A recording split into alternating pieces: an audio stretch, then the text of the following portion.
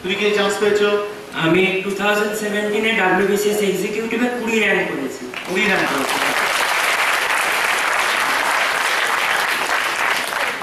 এই সাকসেসটা হওয়ার জন্য কতদিন লেগেছে? আমার এই সাকসেসটা হওয়ার জন্য 1 বছর টাইম লেগেছে, 12 মাস। আমি রাইসে ভর্তি হয়েছি 2016 সালের ওই ফেব্রুয়ারি মার্চ করে, ক্লাস শুরু হয়েছে WBCS এর জন্য জুন মাস নাগাদ। তা আমি মেন দিতে যাই আগের বছর 2017 সালে জুলাই মাসে, 15, 16, 17, 19 4 দিন মেন দিতে যাই। আমি পিলি পাস করি, তখন আমার 4টে বা 5টা এসএম পড়া হচ্ছে। আমি মেন দিতে যাই যখন, তখন আমার 7টা বা 8টা এসএম পড়া হচ্ছে।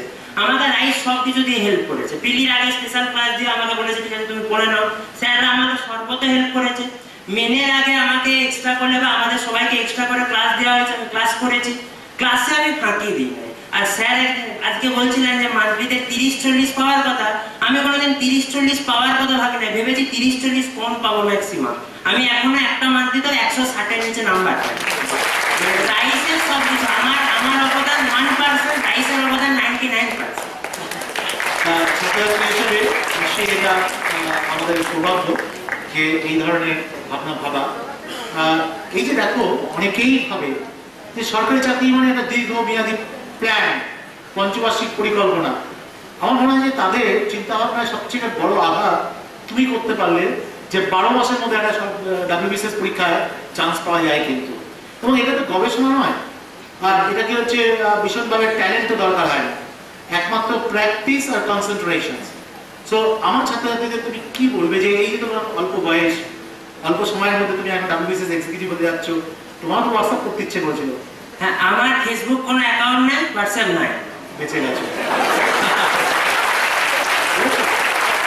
এটা হচ্ছে এই যে 20 বছর বয়সে যারা সাধারণত তোমরা একদম দৌড়চ্ছ, ফেসবুক হোয়াটসঅ্যাপ না থাকতে পারে জীবনই বলে ব্যর্থ।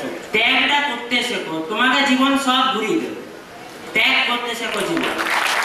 WBCS পরিশ্রমকে কুর্নিশ করে, এই কথাটা মাথায় রাখো। বাহ, দ্যাটস দ্য গুড।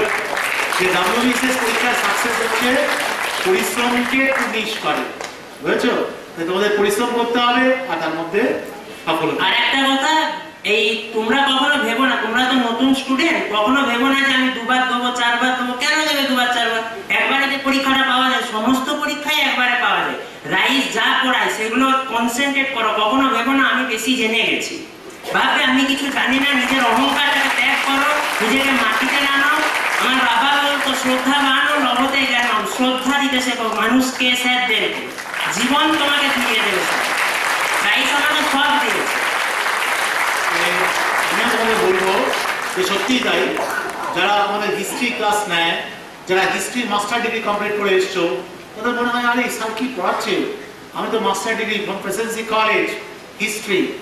আবার যে ফিজিক্স পড়াতে আসছে তোমরা যারা আমাদের ফিজিক্সে MSc করে এসছো। এই যে অহংকারটা, কারণ আমরা কিন্তু তোমাকে গবেষণার জন্য পড়াবো না, আমরা তোমাকে পড়াবো হচ্ছে যে নলেজটা দিলে পরে কম্পিটিটিভ এক্সামস তুমি ক্র্যাক করবে, সেই রকম ভাবে 20টা সাবজেক্ট আমরা পড়াবো।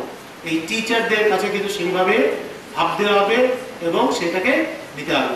থ্যাংক ইউ, ভালো থেকো। Welcome sir. শেষে একটা কথা বলতে চাই, পরমানন্দ তুমি দিশারি, রাইস তোমায় প্রণাম করি।